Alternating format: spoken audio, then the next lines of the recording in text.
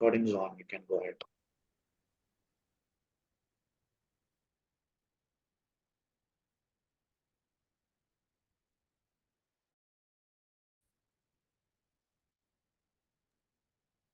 You're good to go there, Vignesh. Yeah. Yeah. Great. Just quick slide about myself. So even though career has started, just a quick slide. So yeah, myself, Jagnesh. So yeah, so I was just working in TCS for IT analyst. So it's handling around 10 members team. So I have knowledge in UiPath as well as chatbot. So around I had completed my UID certification. So in 2 years of experience, I just worked on chatbot integration. Jai Vignesh, your Which voice includes is. Sorry for interrupting, Jai Code.ai, Vignesh. these platforms, and well was in LinkedIn as well as there. Is this audible now? Jai Vignesh, your voice is not stable. It might be an issue with your mic or headphone. Yeah. Could you please arrange it and talk? Yeah. Let me correct it. Yep. Is this audible now?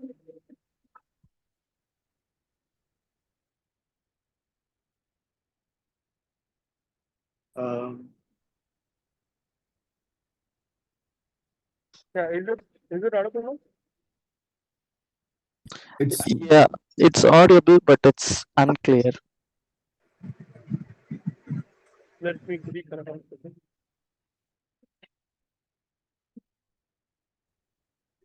Yeah, is it fine now?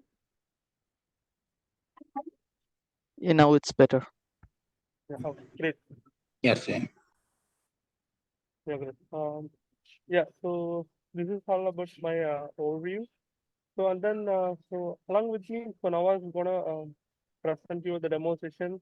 So he's an solution architect in Wonderbot. So he holds 6 years of experience with RTA UiPath, and he is a URD certificate. So let me speak to the topic.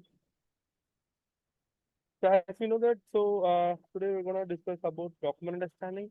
So the various categories which are really around document understanding, the taxonomy, digitalization, the classification, data extraction, and the present validation. So which we have placed over here. Instead of this, we are gonna play with the action center. So along with that, so we are gonna see export extraction results. So where we're gonna extract all the results in a different various kind of a format. It can be in a CSV or an Excel. So here we have mentioned over here, which is a human and loop, which is nothing but an action center. We're going to replace this particular concept in the present validation state. So we're going to present in both the scenarios. So where we are going to place the present validation as well as the human and loop concept. So let me jump to the next slide. So let me put a brief point to what actually the document understanding, so how it works. So basically, like, so we might be having a number of documents, right? So in our day-to-day, like on an organization level, we might be having around a number of documents where we need to extract the information in kind of an invoice or kind of medical receipts, or so we will be having a number of documents which are really around the business in a day-to-day life aspect. So where we're going to extract the data with the help of this document understanding framework, and we're going to export the results in a various kind of a format. So here for this document understanding, so we're going to use the optical character recognition statics. Along with that, so we're going to use the ML extractor as well as the form extractor. So these are the prerequisites, so which we need to be downloaded to utilize this document understanding framework.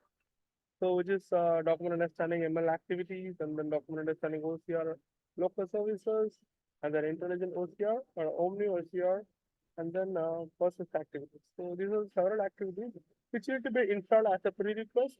So we start with this exercise. So let me put down one by one. So what are the components? So in an elaborated way. So as I said, taxonomy. So which help us to define what kind of a document and what kind of a field which you're gonna extract. So these are the 6 fields which you have just seen in the agenda. So let me put down the next slide.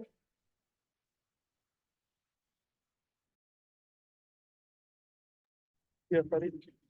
Yeah. So in the taxonomy manager, so we're gonna create our own specific taxonomy. So for an example, so you can see over here.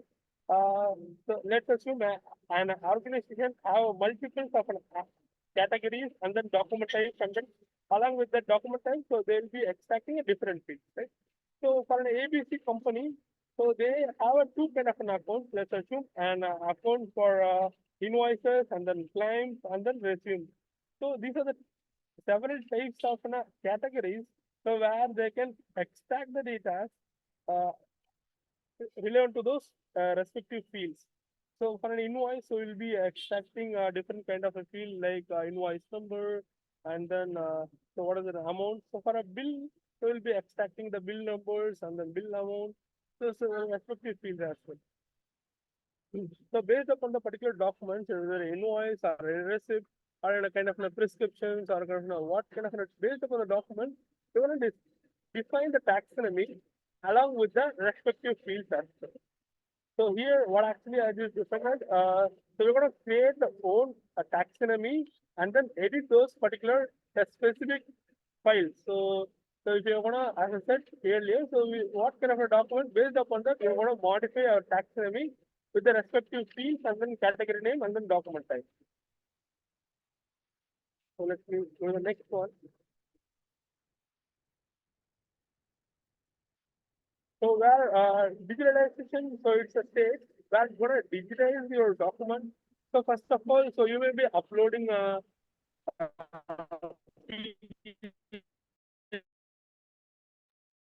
document which is a digitalized. One second. Sorry to interrupt, Jaivinesh. Your voice is audible, but it's very feeble. Like maybe if you can place it better, it'll be very helpful for everyone. Maybe Javignesh, I can take over. You can just go through the slides. I'll take over the session. If your one mic is not stable, I will take over.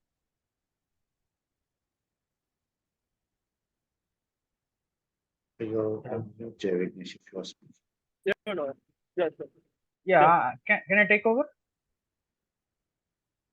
Yeah, no. Yeah, okay. So, hi everyone. My voice is audible, right? Anupam? Yes, Yeah. Napas. Yeah, Perfect. clear. Yeah, Yeah. Yeah, okay. Then I will take over. Okay.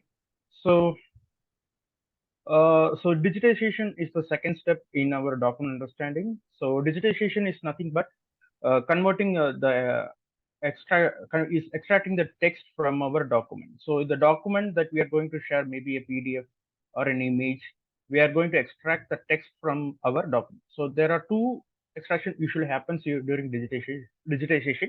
One is the text, that is the text that has to be extracted, and then it will also create a document object model. Document object model is a JSON which contains additional information about the document such as name, content type, length, and number of pages.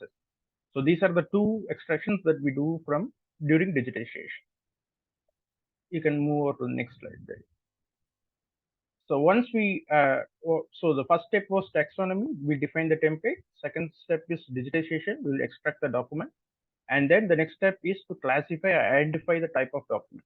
So we may have multiple type of documents, say claims or bills or invoices. So we need to classify them during our classification. So mostly we will be using keyword-based classifier. So right now we have some generative classifiers and intelligent keyword classifiers.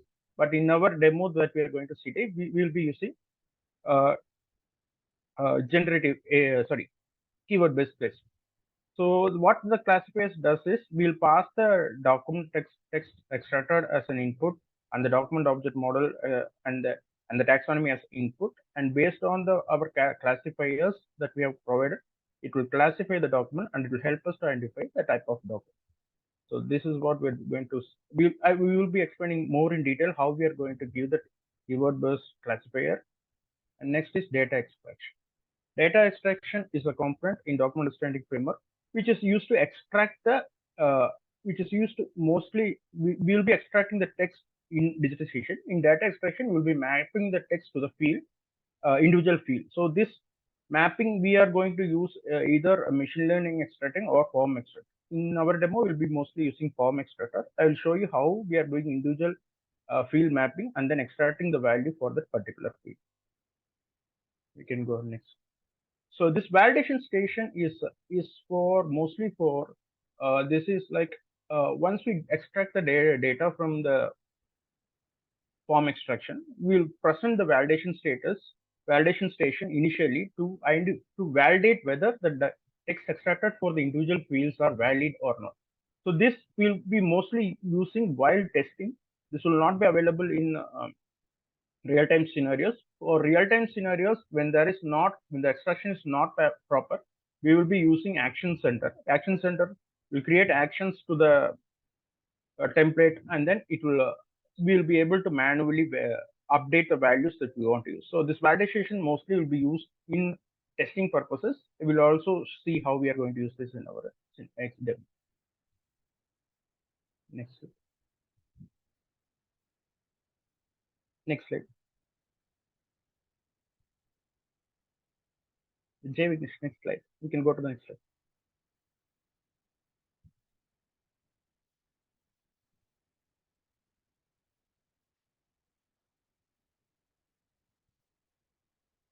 Okay, exporting the extraction results. So this data extracted from our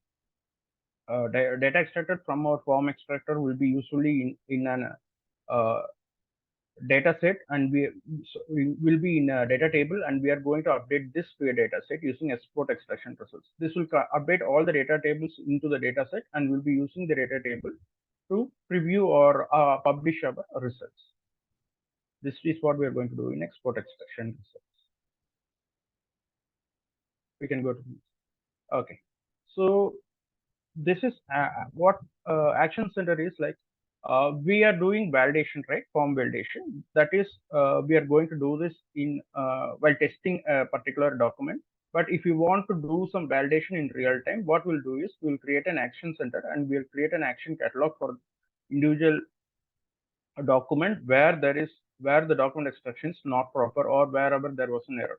So this this action will be created in our Action Center, and we can do the validation, and we can do the validation, and the validated results will be resumed in our job. The result will be sent to the job, and job will be in resume state. Once the results are received from Action Center, the job will receive, and we can see the updated values in our extraction. So this is what we have covered in our slides, and now we will move on to our demo. So let me share my screen. In the meantime, if anyone has any queries, you can take another 2 minutes now, and you can get it clarified before we go for them. Anything on a high level or understand anything, you can feel free to ask.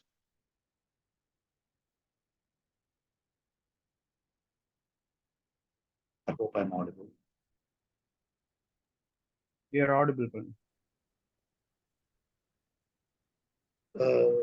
You can put in the chat, or you can just raise your hand so that I can unmute you.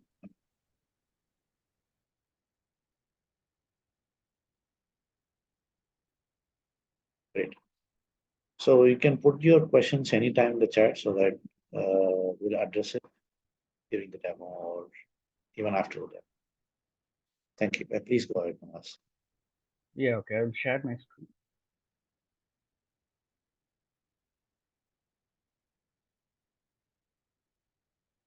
The screen visible? Yes, Navas. Okay. So we will go step by step. So I have 2 documents with me. I'll show you that. So we have 2 documents for our extraction. So let me. So I have one handwritten claims, and this is handwritten claim, and I have one invoice generated. So we will see how we are going to extract from the invoice and the handwritten documents. So first part is taxonomy. In taxonomy, we are going to define the template for these documents. So let me, so if you can see my screen, and there is no taxonomy available because I have not included the project. So let us include the packages required first. So we need to include the document understanding pages.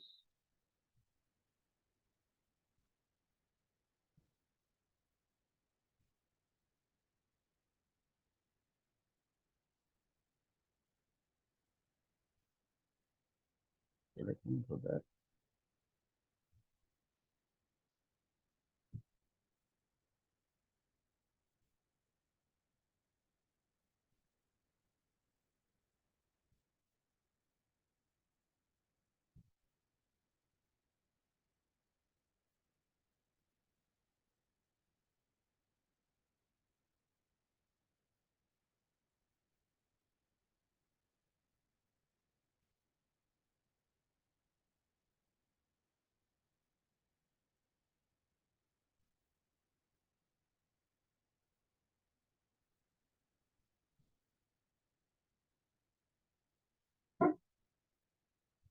So usually this document understanding ML activities, and we have to include 3 packages: document understanding ML activities, OCR activities, and persistent activities. So let me go input them.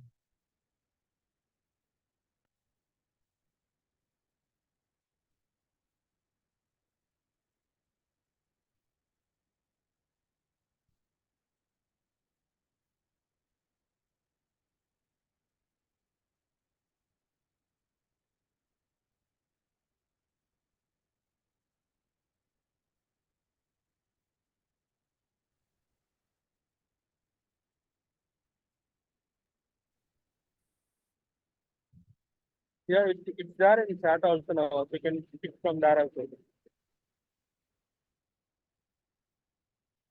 Pardon? Yeah, I just posted in chat as well. So you can pick the packages from chat as well. Yeah, okay.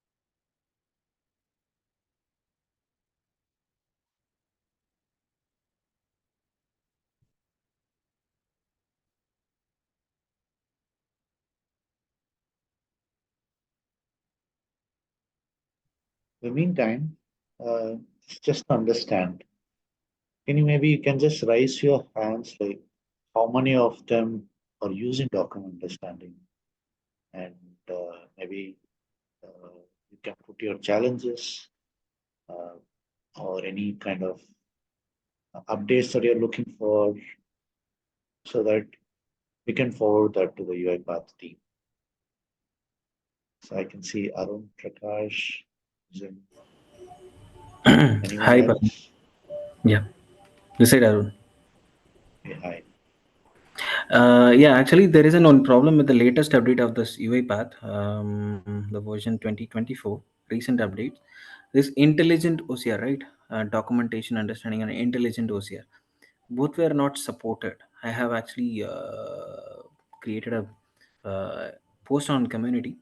So later on, I came to know that the latest version has been reverted back to 2023. Then only it started working. I don't know which is the problem, is whether my infrastructure is having a problem. I don't know, it's keep on throwing some error like runtime missing, but everything has worked, was fine. uh, if you remember that in Kerala group I have posted it as well. Yeah, yeah. Sorry, Nawaz, you want to say? Sorry. No, I actually faced this error, and we did some update in OS level To resolve this issue, I don't remember that exactly now. Maybe I can check and I can let this group know once after this session. We did some patch update, something like that. Not in OS, but for I don't Mhm. remember exactly. Even I had the same issue. Most Yeah. of the people in our organization had the same issue. We did some update through our support team. Okay. I don't remember that exactly. Maybe I'll let you know. Yeah. I'll If check you do and I'll have, let you know. please do the details with me, Navas. That would really help me on that. Sure, sure, sure. I faced this issue. That's why I remember. Yeah, many of the people have posted that regarding this kind of latest version 6.14, I guess. No, I faced this issue some 1 year back in the latest release. Then we updated that, and then it was working. The taxonomy Okay. manager was not loading, something like that. Exactly. That is the issue. Okay, I will check what exactly we did. Because we raised a ticket with our support team to do Mm. some updates, and then it was working. So I Okay. will check exactly and I'll let you know. I don't remember Yeah. that now. No worries in that. Yeah. Okay, thank Yeah. Thanks. That's a problem from my side you. on Okay. this. Yeah. Okay. So once we have our intelligent OCR activities, the taxonomy manager is loaded in our menu bar. So let me open the taxonomy manager. So the taxonomy manager is basically used to define the template for our document. So this man, is this the issue that you're getting? Yeah. Exactly. This is the issue. Okay, because I did this as a legacy application and it was working. So let me have the open that the legacy application. Yeah. Okay. Okay. Should So we this install the .NET 6 framework thing? Then it will work? .NET 6 framework, and there were some more updates. So I don't remember that exactly. Yeah, I That's think this why. is the issue. The latest one, the communication between the UiPath Studio and that was the issue recently going on, right? So when they installed the .NET 6 framework, everything was fine. No, Okay. Parvati. Actually, I have that did that as well. Latest version. Okay, Yeah, latest okay. .NET 6. Even I have used the latest. I mean, 8 is there, I guess, if I'm not wrong. So I used that. Uh, Still, it is not giving a positive way. okay. Yeah. Okay. I actually had the code done already through legacy. I created this as a legacy application, so it was working there. So let me go through that now. So the first step is taxonomy manager. So let me open the taxonomy manager. So once you open the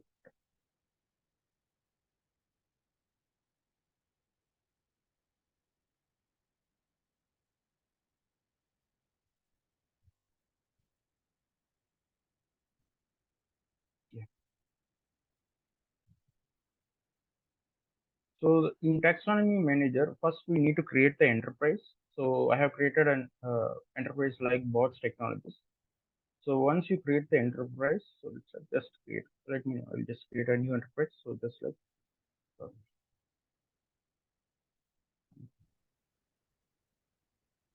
and just save this. We create the enterprise, and then once you create the enterprise, you have to define the depart category. So let me say you have HR department, finance, and claims department. So you have to create an individual category for all those departments. So here, let me say create it for finance. Okay. So once you have created the department, and then what you have to do is you have to define the document type. So I'm going to use two type of document. One is invoice. Let me invoice, and let me do another one is claim. So let me save it as such. Already there is a claim, so I'm just renaming that. So let me open my samples so that we can see what all the fields that we wanted.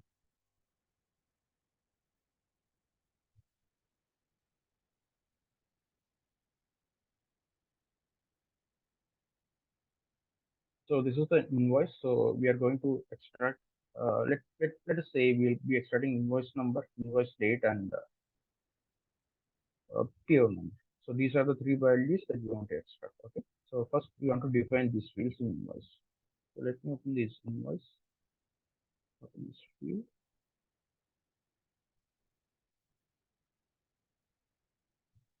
This invoice number.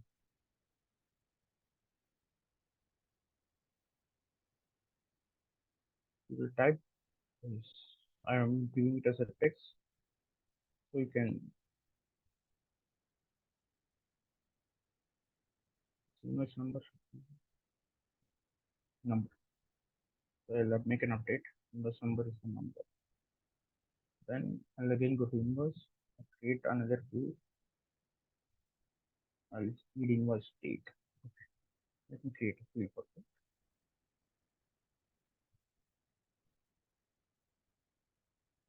We have date type, savings, and that is PO number.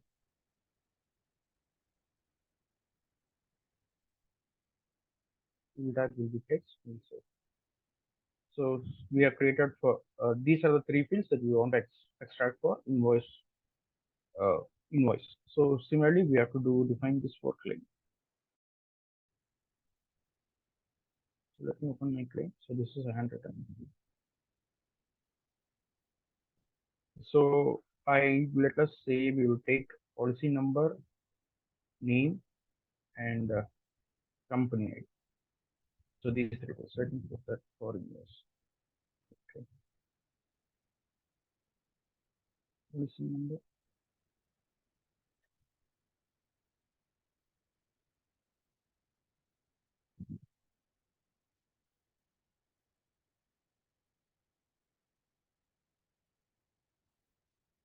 Company number. PPI ID number.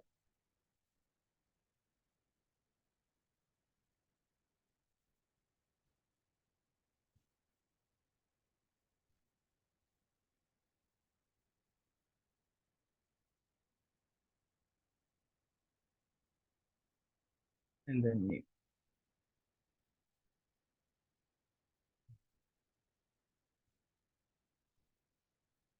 Okay.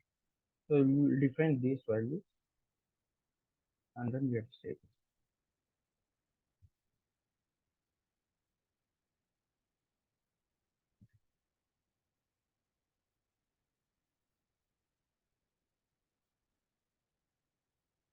So we have defined these values.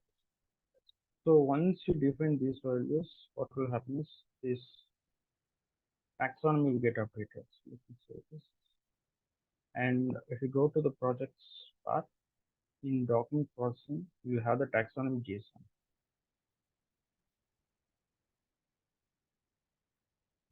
So you can see I already created this bot technologies. So that was already defined. And now we created for a new company name, we created invoice and created the invoice fields, and we created for claims. So these values will get updated in our JSON. So this taxonomy JSON will get created and will get updated. So once after this taxonomy is defined, this is like we have defined what are all the fields that we are going to extract and the template structure of our document. So this we are defining in our taxonomy. Once this is done, what we have to do is we have to do the extraction. So let me take it.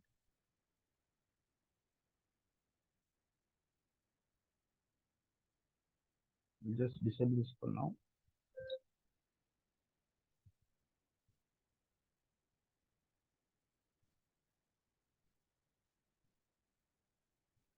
Show the process.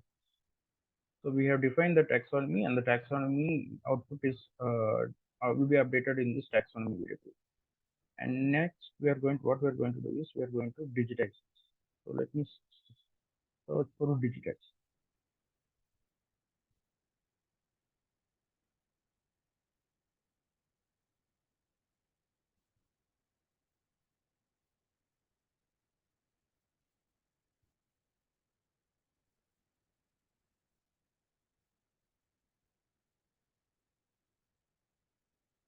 So digitize document. Here we have to give the path of the document. So let me take the path.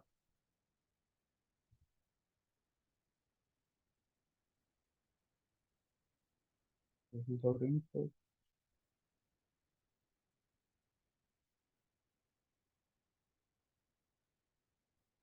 Sorry. This.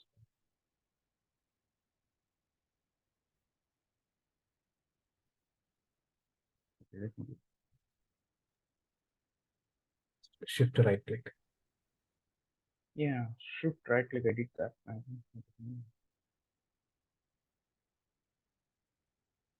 That's not coming now. Not sure. I'll type it now.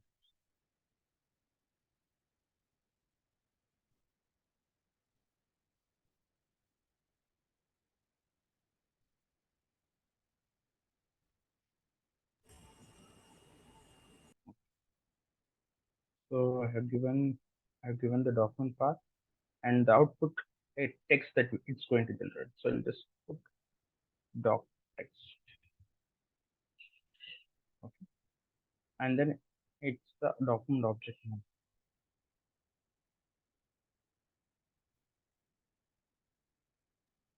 Hi, Nawaz. Can I ask a question here since you're Yeah. dealing with this activity? So in the properties, digitized document properties, um, if you just click on the properties, the degree of parallelism is there, right? Can you Yeah. show it like a hands-on, how if it is changed, how it is affecting? Because I didn't see in the academy.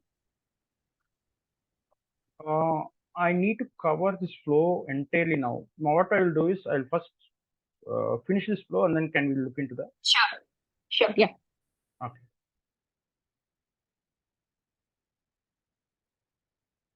So I'll just define a document object model.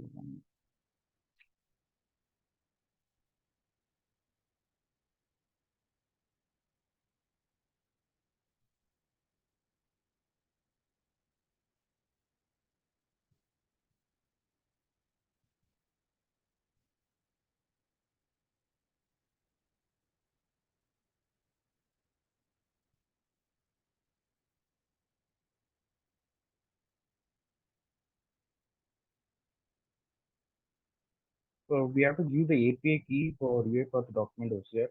So this API key usually will be in, if you have your setup, you can go to admin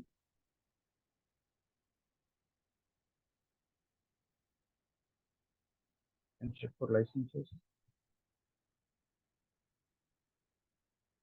And then this is the document understanding API. You can take this.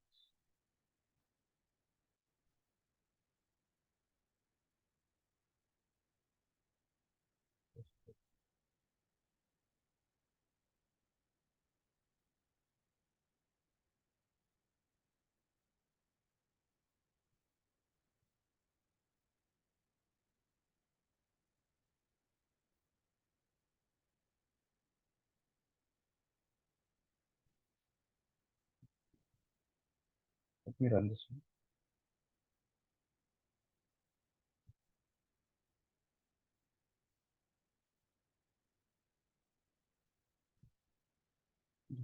So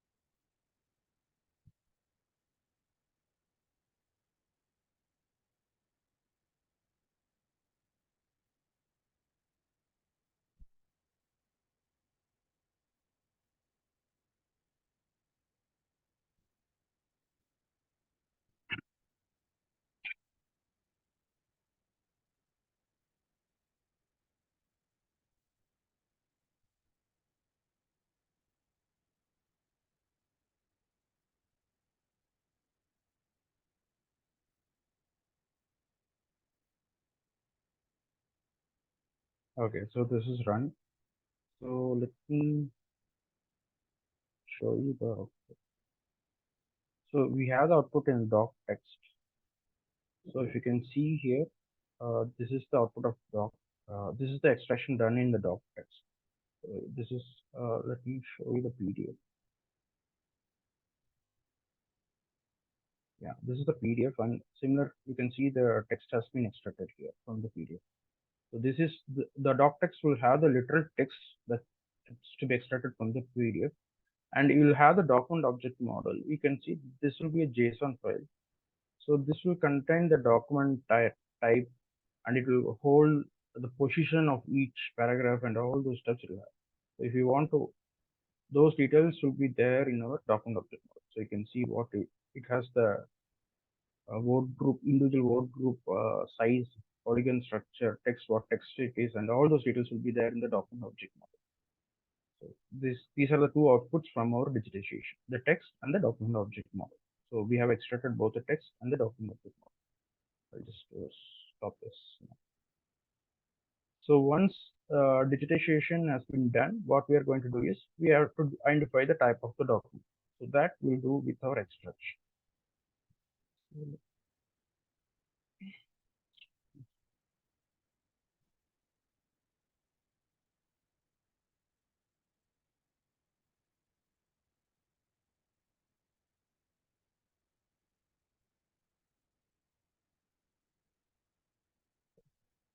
Yeah, classification. Sorry.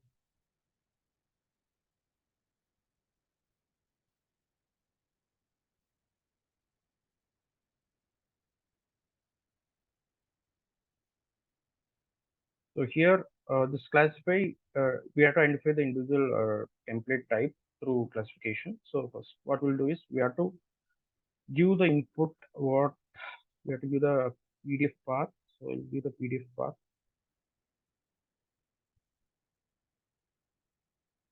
and then taxonomy. Taxonomy is already loaded, so we just pass the variable, and we have to give the document text. Just pass those variables.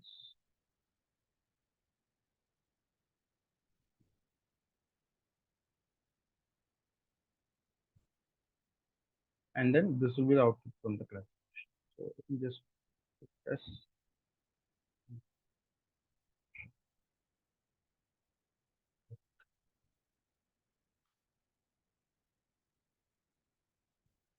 So this is the classification output, and then we have to define the classification type, classifier that we are going to use. So we are going to use keyword-based classifier. So just put keyword-based classifier.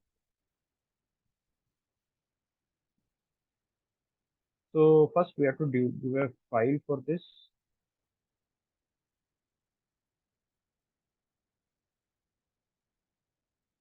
So first what we'll do is, I already have the file here. So normally what you'll do is we'll just give an empty classified.json file, and then we will open this. So since I have already given the classifier, the file is there. Or else what you can do is copy this taxonomy and paste it here and rename that as classifier and remove all the content. So this will be an empty JSON file. You can open that. Once you do the load the classifier, you can do the manage learning. It will show all the templates that you have defined in the taxonomy, and then we are going to define the keywords for classifiers. Let this load.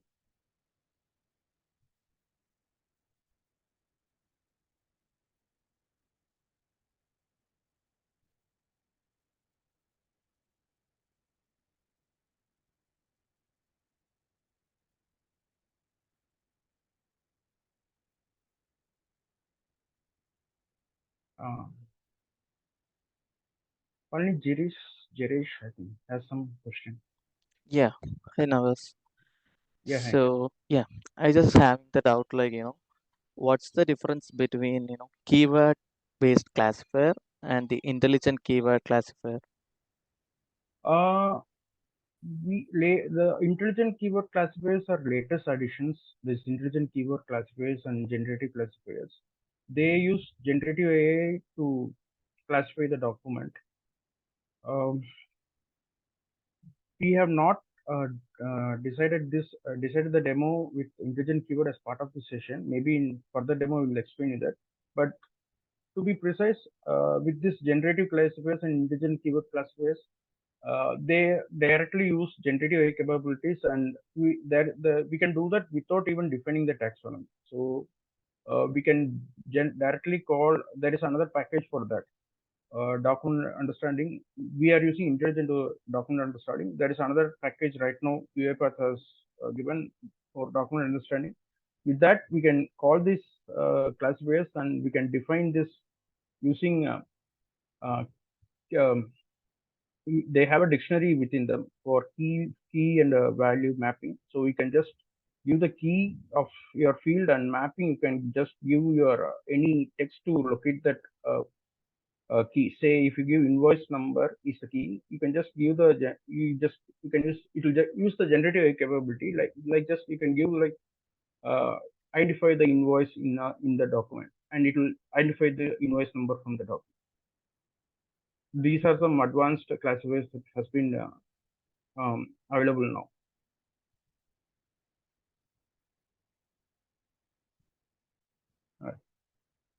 Does that answer your question? Hello.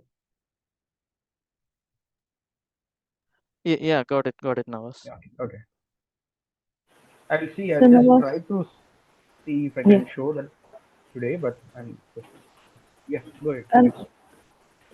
so in order to use the classifier, do we need any special license, or do we need any other additional properties for that? License, no. Community version, we can use this classification, all the stuff. Okay. No separate license is required. So we just need to use this intelligent document understanding package, and we can use those. Okay. Why it's taking so much time? Yeah. Okay. So I already had a claim and invoice classifier already done.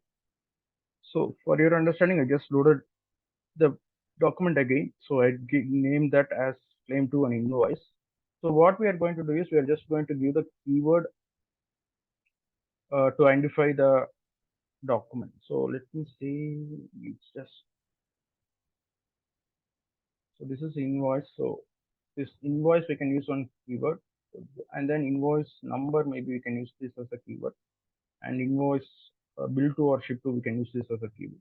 So this they have done given those keywords in invoice, and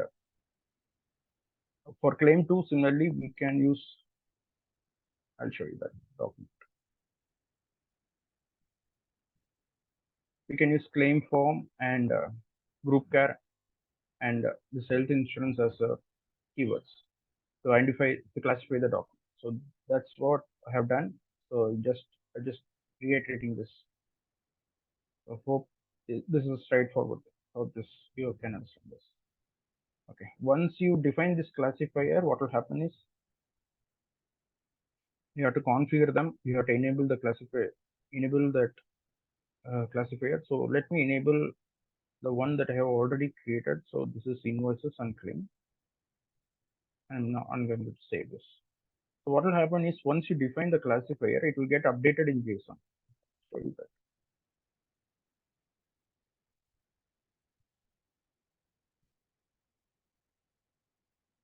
So this is our JSON.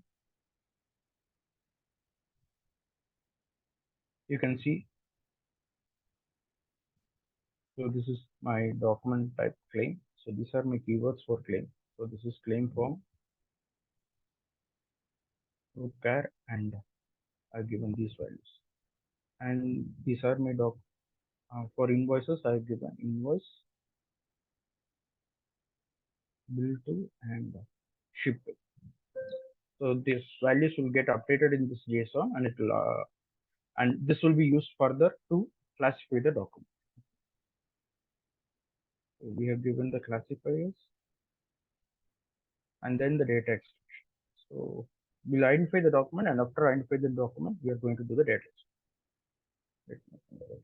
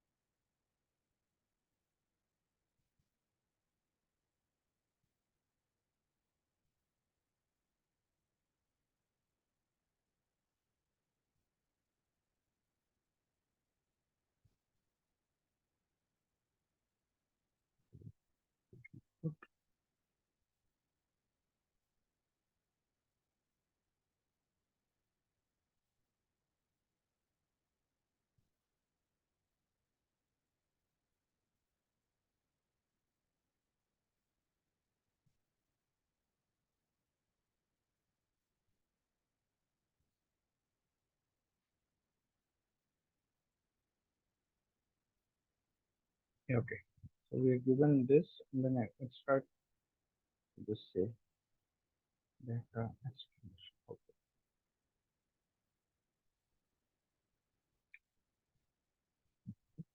Now we are going to use the extractor. So the extractor we have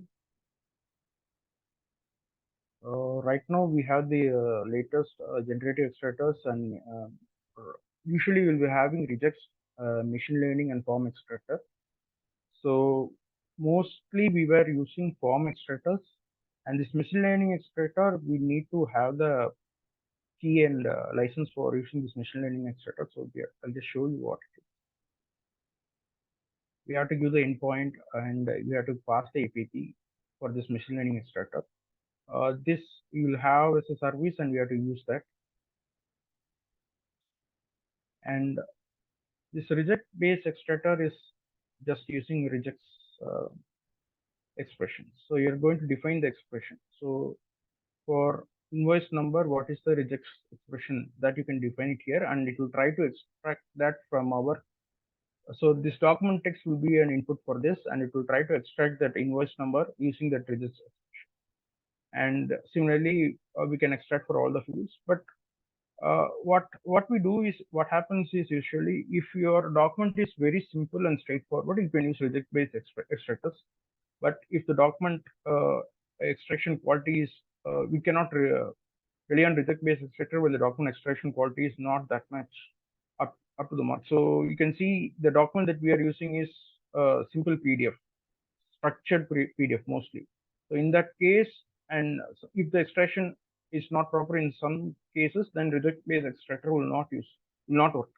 So what they usually do is, there are few cases where people will go for both the reject based extractor and form extractor. So it will try to, so they'll do that in configure extractor. So if the field, so let me see. So they will give invoice number for both. They will try to extract invoice number from reject based extractor and form extractor. So if the reject based extractor is getting the exact values, it will not may go for form extractor. So it will follow this hierarchy from left to right. So it will try to get it from reject based extractor. If it does not get that, it will go to form extractor. So why they want to use this is, sometimes when you're doing at an enterprise level, there is a license cost involved for form extractor, but for reject extractor, we don't have the license cost involved. So what we'll do is, for simple extraction, we'll try to do that with rejects. If that does not work, we'll go for form extractor. So they will try to use it in combination. The cases where it is not able to extract, it will go for form extractor. So they can save on license cost. So that way they will go for these combinations in those scenarios. In this demo, we'll just go with our form extractor. So form extractor, this endpoint will be already loaded. So you can see this form extractor path endpoint will be already loaded, and we have to give the API key. The API key is the one that we have in our license. You can that whatever we gave it here, so you can use this.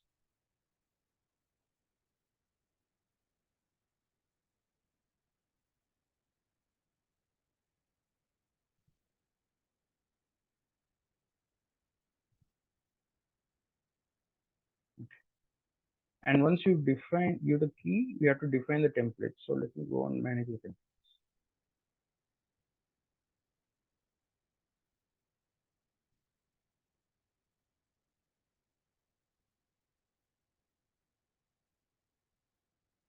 So let me create a template first. So first it will ask me to choose the document. So I'm saying invoices, template name, I'll give it as invoice, and engine API key, I'll give this. So it will ask you for a sample document, so you can give the document. So I have the document in my.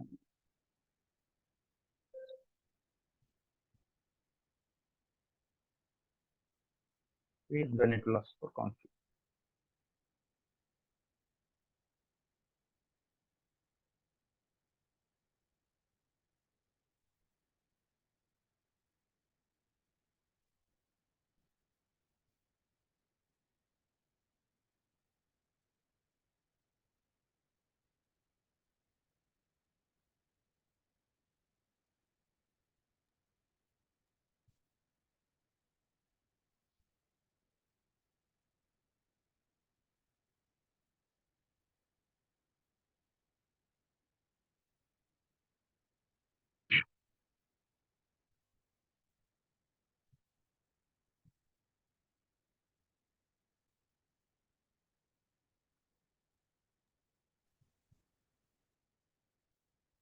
Okay, this template manager will load our template.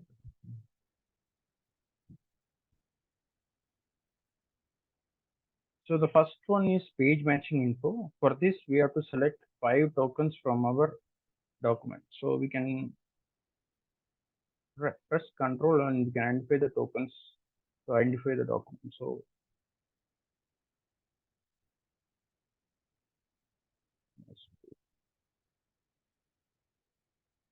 and once you mark the tokens, you can just click on this extract value. It will load this token. So this is to identify the page matching info, to identify the page. And then we have to do the invoice number extraction. We just need to go and mark this invoice number field. It will ask for tokens or custom media. We usually go with custom media. So just click custom media and then add it to the invoice. Then we need the date. So let me just highlight that. Custom media and just add that. And then we need the PO number.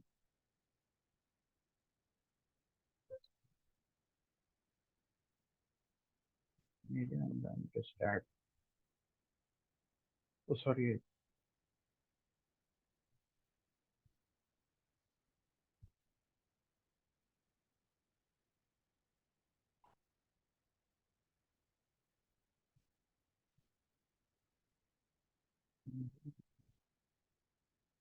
Sorry.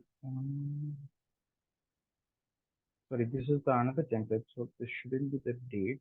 Let me go on this.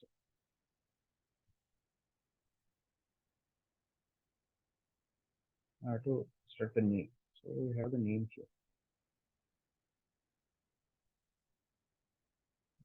Custom media and add it. So I have defined this page matching info and then I have given all the values. So here I'm just mapping these fields to the values in our document template. So I'm just giving submit.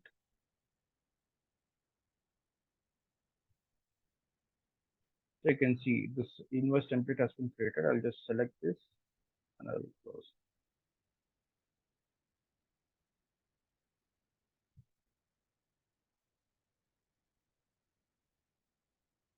Okay.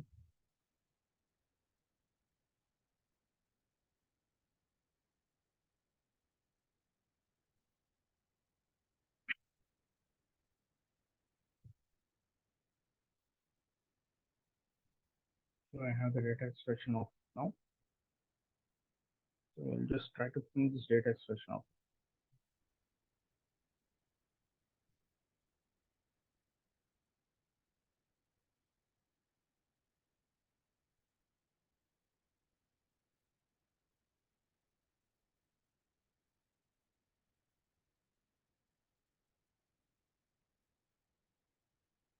I'll just show you that table state.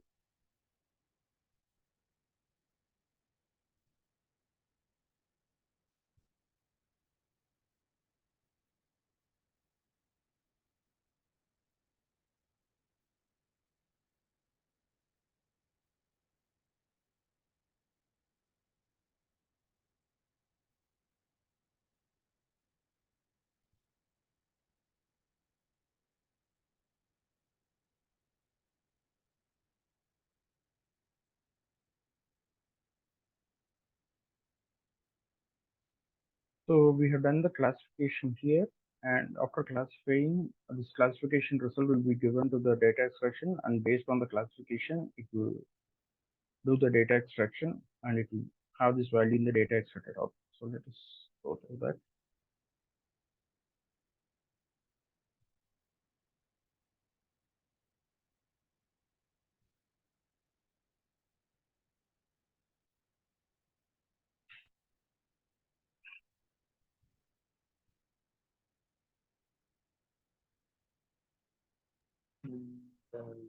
Always we have some questions.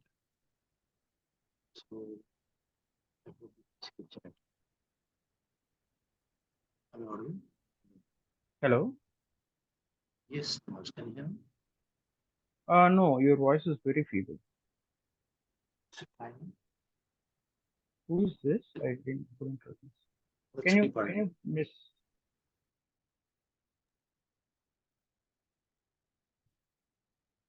Palani, can you hear him? I couldn't hear Yes, him. Nawaz. No. Can you hear him? What he was asking some question. I couldn't hear that properly. No, I It believe was, Palani is it talking was and me who we was asking. couldn't able to hear properly. You were not able to hear me? Right, No, sir. Actually, Nawaz, I believe Palani Appan is speaking and we couldn't able to hear him properly. Okay.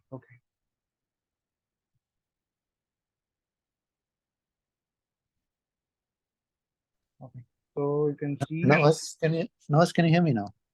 Yeah, I can hear It's you now. Palani here. Yeah. Yeah, So I Palani. could see some queries in the chat. So Okay. yeah. So this start of checking with that meantime.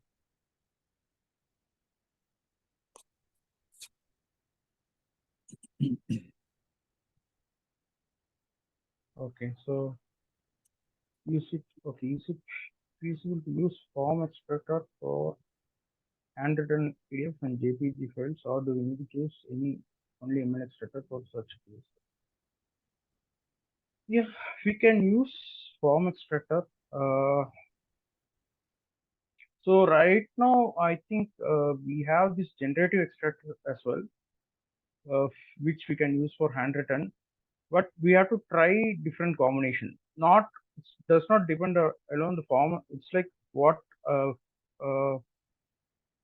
say what OCR engine that you are using. So we are using mostly UiPath OCR to do the extraction. If the quality is not good, maybe you can use generative extractors on top of it to do the extraction from handwritten document. It all depends on how well the digitization is happening from handwritten document. Okay, the next question, by using DU, are we able to extract structured table content from different pages? Yes, we can do it from different pages. So that's why we are giving page matching info. For each page, you have to define this page matching info and then you have to do the extension. And the next question that I could see was, is it possible to, second page, which contains the table. For table, we will define the table data structure in taxonomy and we can extract the element. Each line item will be loaded into the table. Okay.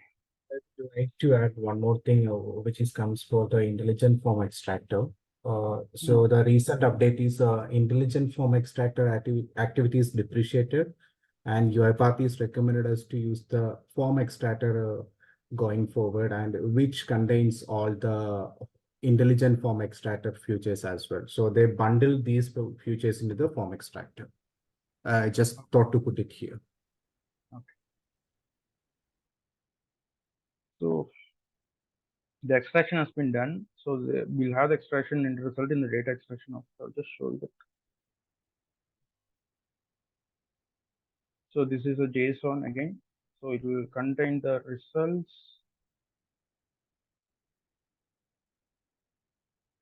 So it will have the conference score as well. So how much? So you can see the field level conference score is 1. That is 100% extraction is done. So with this conference score, you can decide whether you want to do human validation or you can proceed with that document extraction. You can see this field name, invoice number.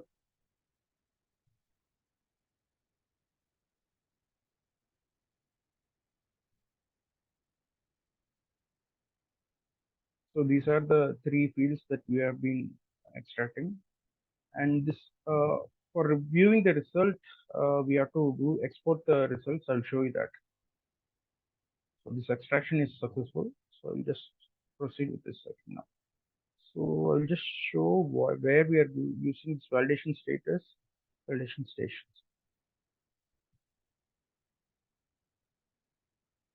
So now we have this data extracted, right? So this extracted data you can validate using this validation station.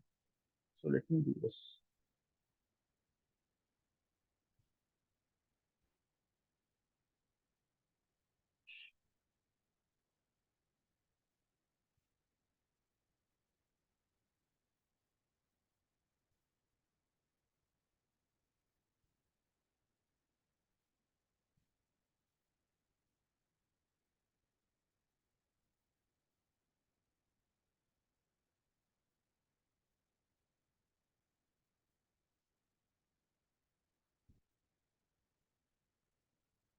So this is the extraction results from this.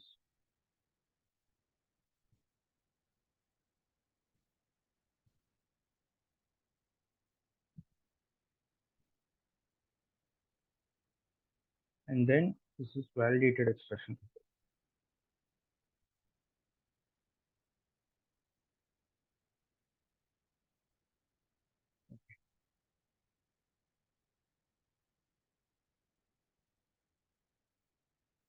And then we can export this.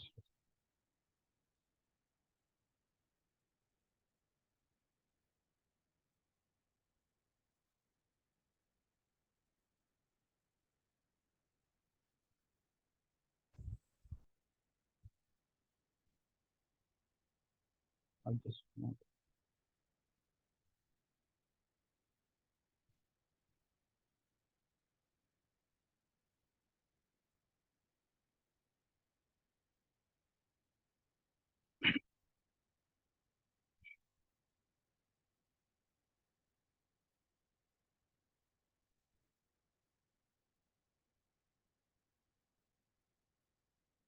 So let me run this to show you how we are going to do the validation.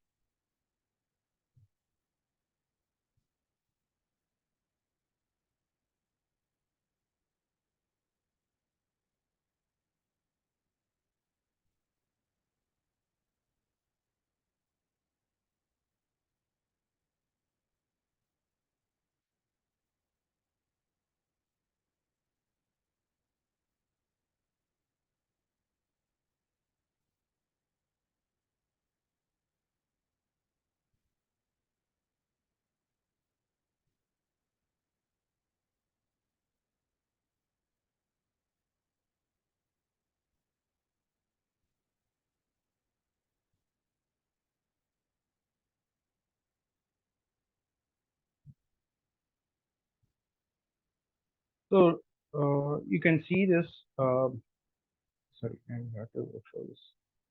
So what we actually saw was it will do the data extraction and it was printing the out. We are printing the output here.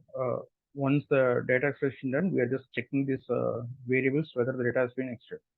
Now what will happen is when you introduce a validation station, bot will give you the values. Sorry, it has to.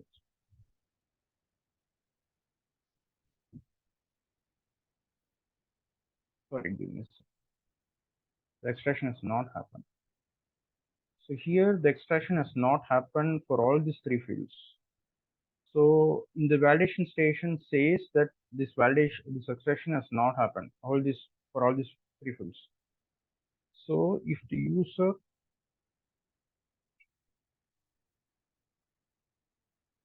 okay, field is missing. Let me say I think the configuration. Let me check.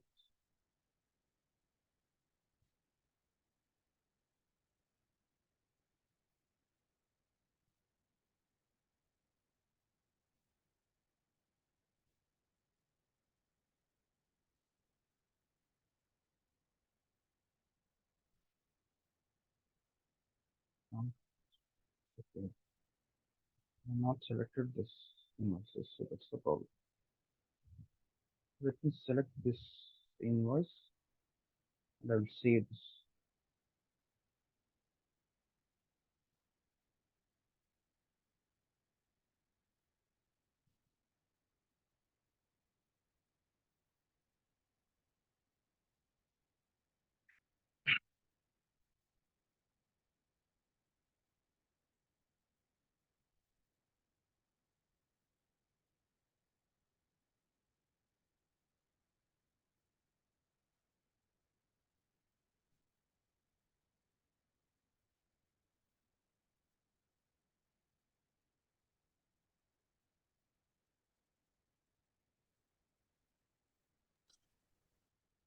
Nawaz, in the chat, we have got a question that Yeah. how many samples of a given specific type do we need to train the model?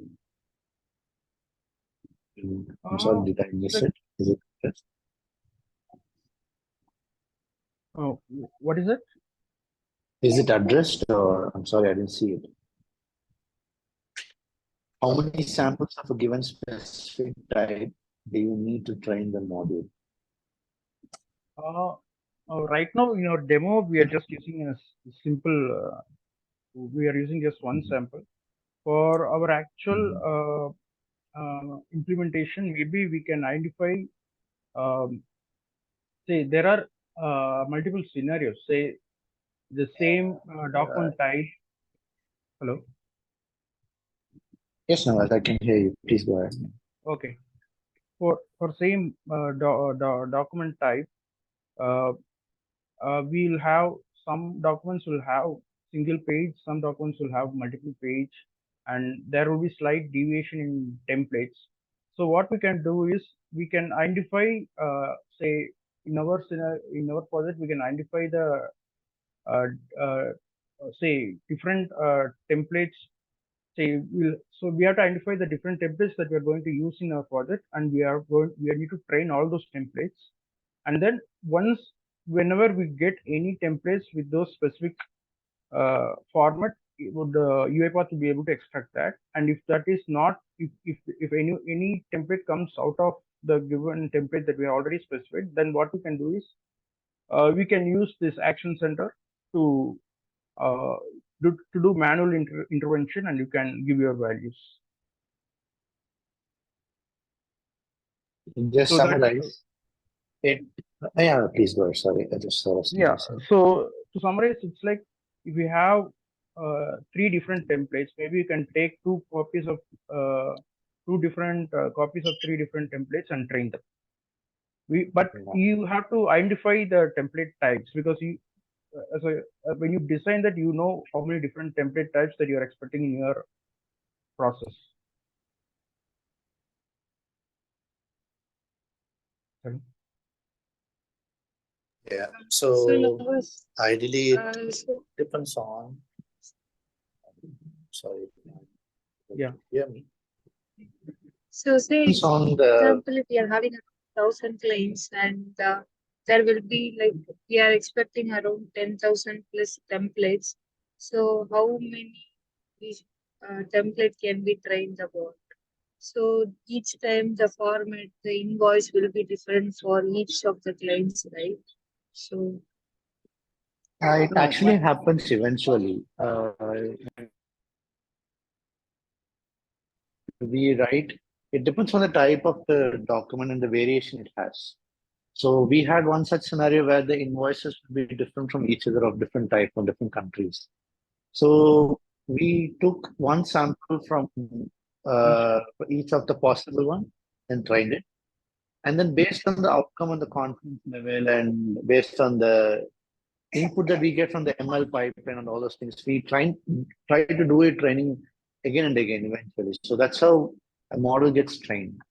So you can find the defined set of variables, at least the initial stage of variations, the types of documents you have, and try to train it and then see whether you're able to achieve the confidence level or the threshold you have. And then if not, then you try to give few more samples and train it.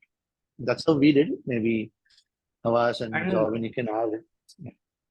Yeah, and to add to that, right now we have this generative AI extraction, right? So from that, it is easy to identify a field through, we just need to give the correct caption in our key so that it will easily identify the field. So these generative AI features are still it's in the beginning phase. So we are just using that. We are not implemented that with generative AI right now. We are just testing out we are doing few POCs, and it was able to identify the fields when there is multiple variations in the template that we are seeing. So Yeah, just to addition that, so how this it's runs basically like how we are gonna prompt our question. So based upon that, so we will be getting our answers back from the PDF. So it's kind of now how we are going to prompt our question. So based upon that, so we can able to capture our fields. So there may be an invoice number or a kind of amount, so the total amount. So it's how we are going to prompt to the engine. So based upon that, we're going to get the extracted results. Yeah. Perfect. So since we are talking about generative AI, I haven't explored it. And say example, the invoice number can be defined in many ways, right? So it can be like invoice number, INV a invoice number in a single format. So we have different formats, right? So does the generative AI have that capability to identify all those? Yeah, we are not going to give any key in generative AI. We are just going to give the prompt. So it will be like uh, identify the invoice number from the text. So it will be it's able to identify it from that extracted text. So that's how it's working. It's not like key and mapping. It's like a Just prompt to and a addition key. that, no. So just to addition Yeah. that, so since GenAI has trained in a LLM model, so which is a large LLM model, so it has been trained around as much as scenarios which it can be trained. So it was able to understand, so kind of in a symbolic representations or in a characters, how generic has been used in across many formats. So let's take an invoice. So it has been trained in a numerous of formats, so which is including invoice. Let's comes to the bank statement. It has been trained in a number of formats. So so hence we are when I use this LLM model, so we don't need to predefine anything which comes new to us. So it will be more capable enough to understand how it has been represented. It may be an invoice or it may be a bank account. So we're able to understand what it was the particular field. So hope that answers your question. Yeah. Thank you. Yeah. Okay. So I'll just do a step into it. Has come to the validation station. So it has done the extraction and it is trying to validate the results.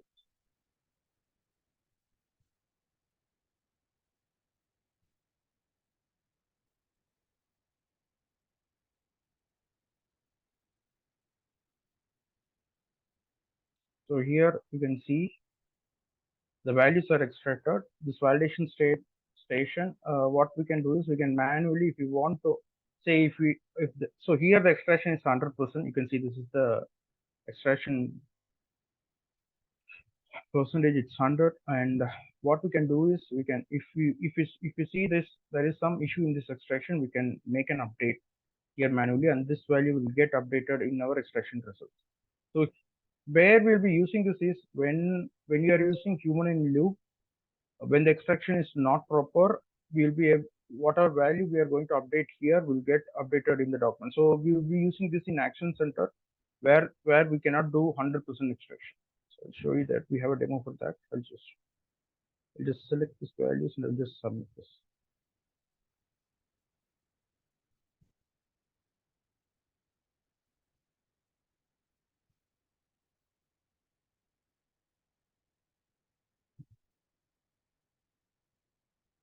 So we are updating the extracted results to the data set.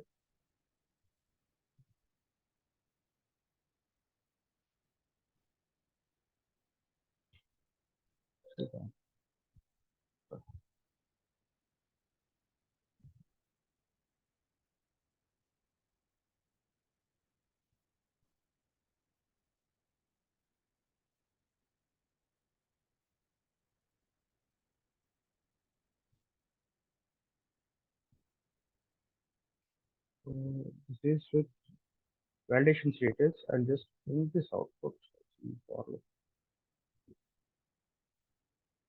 And just print this output.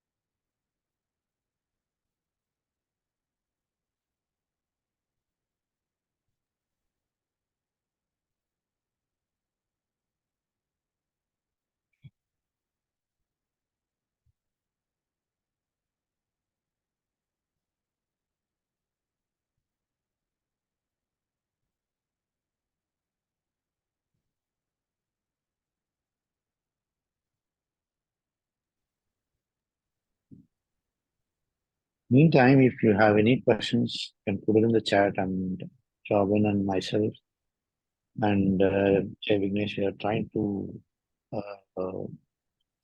respond your queries when Navas is actually on the studio. So you can put your questions in the chat. I'm sorry. Only one. Yes, one suggestion. So while Navas is fixing the issue, can I address one of the question which we got? Please. Okay. So Navas, I will just take control of the system for a couple of minutes. By the time you can fix the errors. Yeah, okay. Okay, all right. So we got a question, especially on the, let me check that question. Yes, degree of parallelism, right? Yes. Okay, so this, let me share my screen first. Okay. Palni, can you confirm my screen is visible or not? It is visible. Yes, sure. Okay. Visible. Yeah. Okay, perfect. So the degree of parallelism, which is totally a property which we need to set to analyze when we are trying to process a document, there will be multiple pages in it, right? So ideally, the operating system will take the processing time, right? For that, in an hardware standpoint, it will be utilizing the number of cores in your hardware. Let's, for example, if you see here, I have 20 cores here, right? So out of 20 cores, how many cores need to be utilized for this purpose? So that is what we are doing here. So this specific property is not exactly related to document understanding, whereas this is something related to the .NET framework. There is a namespace called system threading. So where this concept is coming. All right. And one another question might you think is when you want to use this. So let's think about a scenario that you guys have developed your own algorithm or machine learning model, which don't want to scale beyond a point. Let's say that your machine is already having 20 CPUs or 20 cores, and you don't want to utilize the entire thing for that specific algorithm. So on such an instance, what you can do, instead of putting -1, you can put 5. So what the system will limit only to use number of cores 5, and it will produce the output, and rest of the cores will be utilized for other things. That's how it will work. I hope the question is got answered. Yeah. So you say that it affects the speed of extraction? Sorry, the digitization? Speed is one, yes. Speed is one parameter, and second parameter will be the number of documents and how, one is speed and second one is how the utilization. Okay. Okay. Thank you. Yeah. So the thing is, you don't want to avoid things on wasting cycle time on additional cores, right? So that's what. Okay, got it. Thank Or you. else, let's say that you're running your document understanding module on a machine, and there will be another background processes parallelly going on, right? So those things will get stuck. And when you're putting -1, what will happen? It will be use everything, but the system will automatically manage this kind of things. How many cores need to be released and everything. Okay. Yeah. Thank you. Thank you so much. Yep. Navas, you can take control. Yeah, okay.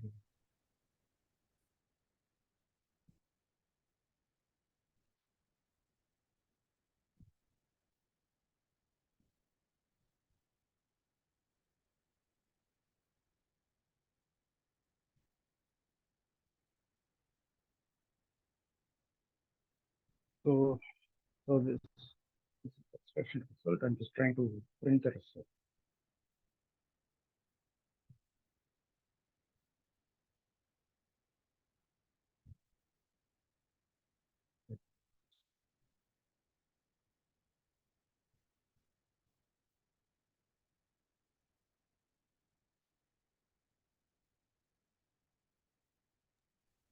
Actually, I faced one issue when trying out this document understanding. So if anybody have faced the same issue, just can you provide me some clarity? let me explain the issue. Actually had around 10 PDF files, and I was able to open all the PDF files manually, and it is in PDF format. So while digitizing document, only for few PDFs, I got an error as unsupported audio type. So it says the format of that PDF is in audio, but upon opening the PDF, I cannot see any such formats there. I am able to open in Adobe.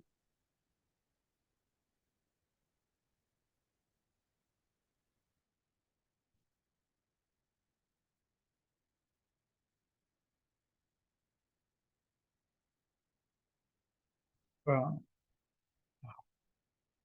I'll, Jobin, can someone answer that?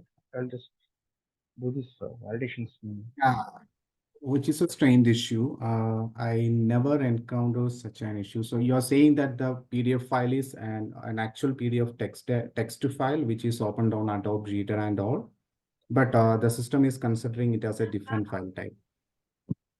That's right. It says like it's an audio or a MPEG file. While digitizing, I can see the error. There is one possibility. In some documents, there will be something called embedded content or embedded objects. So maybe that file might having a piece of embedded object, which is an audio that might causing the issue. Okay. Yeah. So embedded content in the sense, how can I sense can Okay, I let's say that Yeah. yeah, you might see in some of the Word file or something, there will be people adding images and adding some special characters, audios, videos. That's possible, right? Same way we are doing it on the PowerPoint. Same way we can do it on the PDF as well. So these embedded object might causing this issue. Maybe that's a hidden content on the PDF. To add on to that, Jovin, so we have to disable few settings in the Adobe, so which will avoid this issue as well.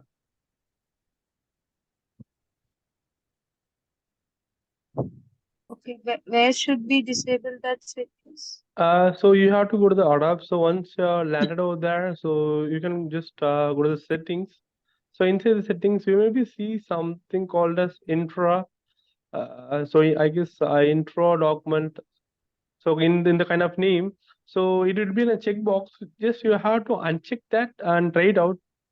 Still, if you're facing any issue, then you can tag me on your UiPath community forum as Jay Vignesh, so I can able to address that up.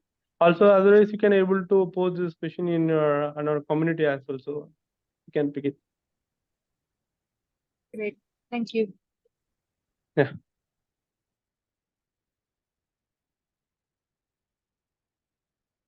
Yeah, okay.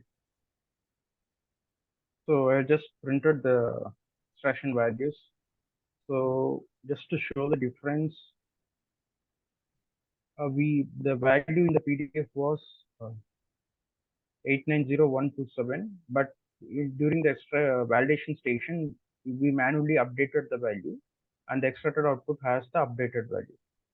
So it's like basically when the extraction is not proper, we can do the updation in the validation station, and then we can update this in the results. So this validation station is used for validation in while testing, but in real-time cases, we can use Action Center for our validation. So I'll show you a scenario where how we can use an Action Center for our validation. Let me stop this.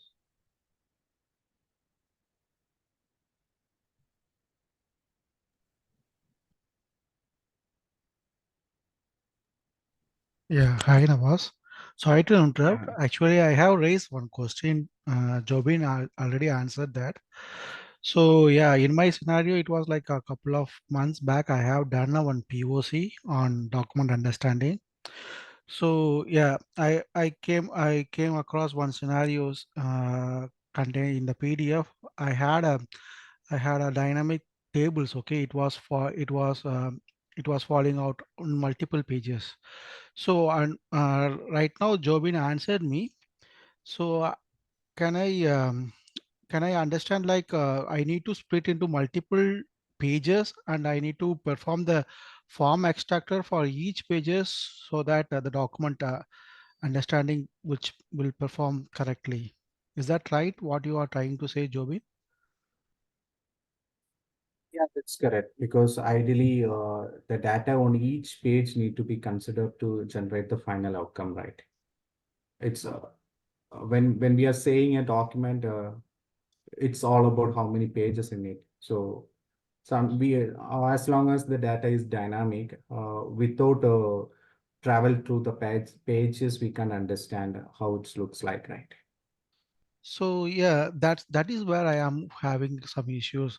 So for while we are doing this form extraction, okay, we are starting with the first page. Is that right? We can go for list of 2 or 3 pages. Imagine if I am having 10 or 100 pages, because I am working in the financial sector. So the probability of getting this table multiple times, it is yeah, it is more often. That's why. Uh, yeah, if you want, I'll take this, Jobin. Yes, Jai Vignesh, go ahead. Guys, before taking that question, we know that we are just 5 minutes from the schedule. Just bear it with 5 more minutes. We can wind up soon. Yeah. Yes, Sure. Jai Vignesh. Yeah, sure. So answering to your questions, so what actually, so we just have to use the MS splitter, so which is already there model in A Center, so which help you to split the particular document. So it as your scenario, so if we have more than one page, like a 10 page or 100 page also, so using the MS splitter, we can able to divide the document into the number of pages which we needed. So for an example, so if you want there's 100 pages into like a single PDF, so you can able to use this MS splitter. With the help of this, you can able to split the document and then upload this document into your framework one by one, so that you can able to achieve this. So even the page is keeps on varies. Okay, but the ML splitter, it will be a licensed version. Is that right? Currently, I am Yeah, doing the exactly. POC. Currently, I am performing the POC so that I can get a the finance support from the organization. So unfortunately, I couldn't convince them. That's why I am facing the Okay. issue. So right now, so what you are saying is, can I get that ML this one, or if I am going for the enterprise, and yeah, I am already using enterprise license version only. Unfortunately, if I am going for the trial version in my organization itself, I need to pay extra for that, or Yeah, for ML splitter, so yeah, you can go ahead and check around in A Center, so and out of scope, where you can able to find the MS splitter, so which help is to split these documents. okay. And you can find this as well in the insight as well. So which is the currently it's in a ongoing development as well. So they are keep on enhancing this particular ML models, so since it has more beneficiary among the financial domain. Okay.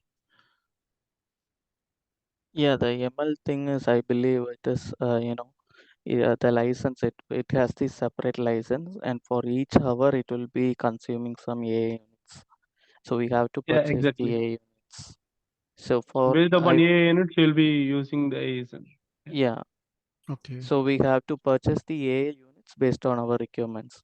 So even though you are not using, maybe sometimes, for each hours, I believe 2 or 5 ML skills will be used, AI units will be used. So to avoid that, when you develop the code, you can include an API method to hit the ML skill to on and off whenever it's required. So whenever the bot is running, you can enable that particular ML skill by through API. So so that you can also save the AI units. Okay. Okay. I understand that. Actually, yeah, I think long back I reach out to the UiPath support team. They have said, okay, for the enterprise itself, okay, I asked for the trials support, okay, trial version to this. Unfortunately, they couldn't provide it. So that's what they have communicated earlier. Just now I gone to the email just yeah, after discussing with you.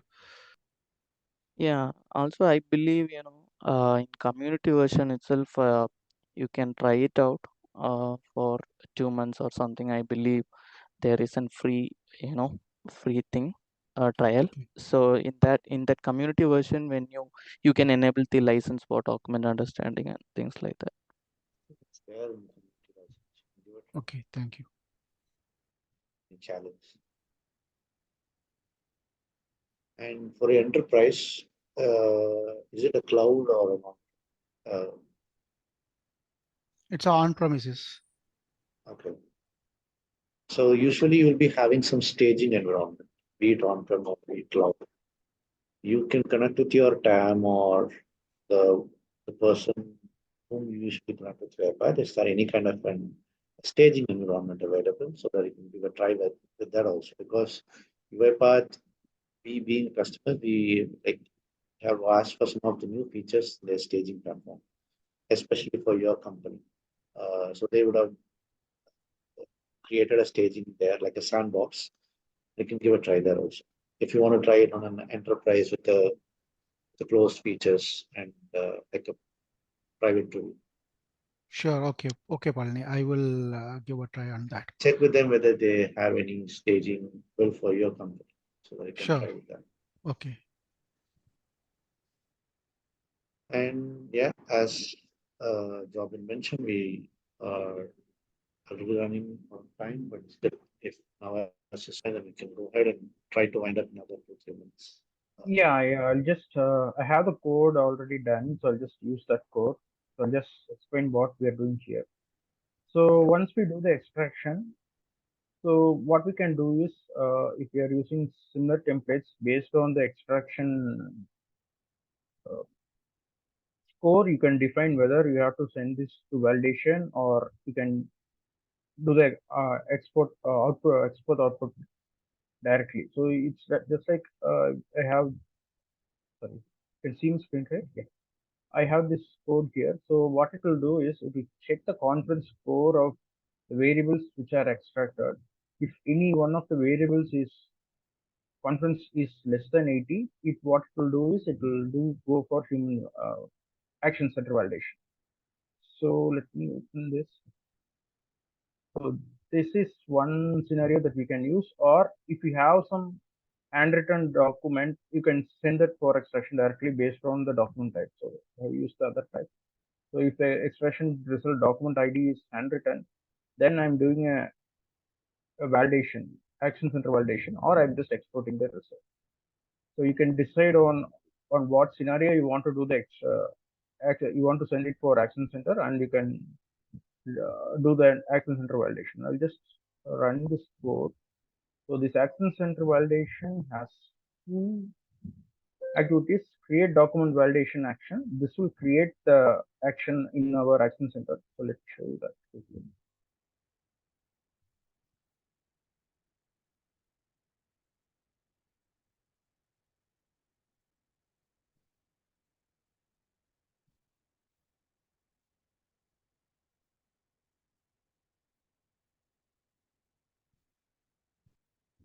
So this is our action center inbox. The action will come here and we will just assign it to the user. So when it is assigned, it'll, let me show you this. These are completed actions that I have tested. So the actions will come into the unassigned actions. We have to assign it to the user and it will go to the pending state. Once we take action, it will get completed. So this is the flow that we see in actions. Let me run this code. So once you take action, it will come here and wait. It will resume the document validation.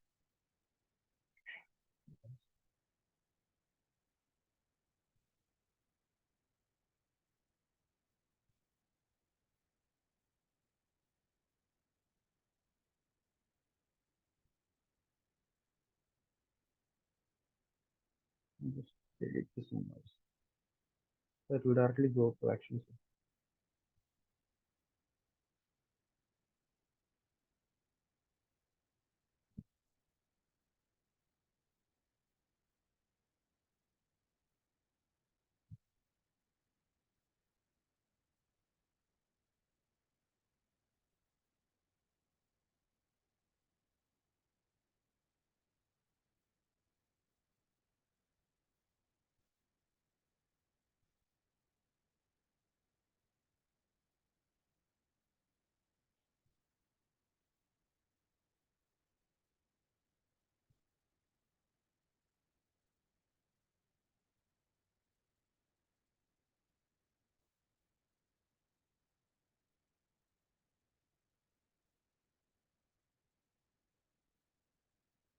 Yeah. So meantime, I saw some of the questions in the chat. I hope they are all addressed. If not, considering the interest of time, we can put it in the forum for the discussions. Or you can even use the WhatsApp chat where you can get the answers. But do raise it in forum so that you get instantly with even a solution that you're looking for. But I believe the chat and the questions which are raised so far are addressed. So yeah, I'll just stress it. So you can see here, an action center task has been created. So first I have to assign it to the user. I'm assigning it to myself. And then I just need to open this. So you can see the handwritten extraction was not proper in this case. So you can see the values were not picked properly. So what user can do is you can manually update these values, like policy number and certificate number.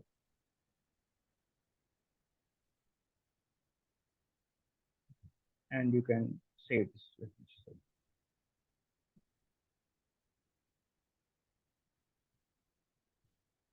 And you have to submit this.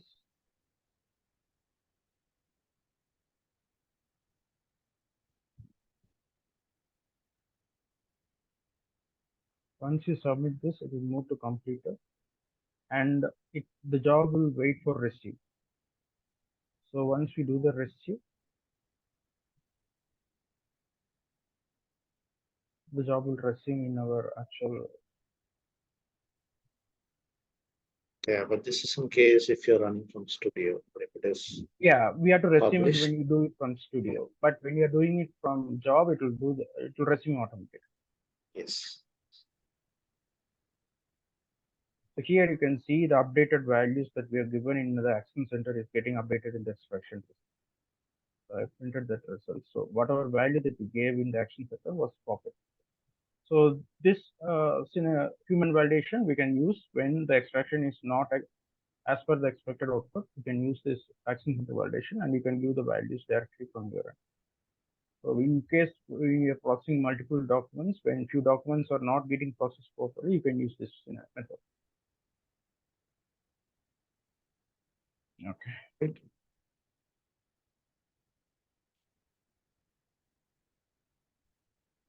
I think we good now. Yeah, we are good. Maybe if there are any questions, we can take. Yeah. But thank you so much, Nawaz and Jai Vignesh. Maybe I would appreciate if everyone can turn on your camera for a quick picture. So for any further questions, we would appreciate if you can raise it in the forum so that anyone like Nawaz, Jai Vignesh, Jobin or myself. And hey, hi Alan. Thanks for joining. Hi, Palani. Yeah. First, please stop sharing the screen. So Yeah. Sorry.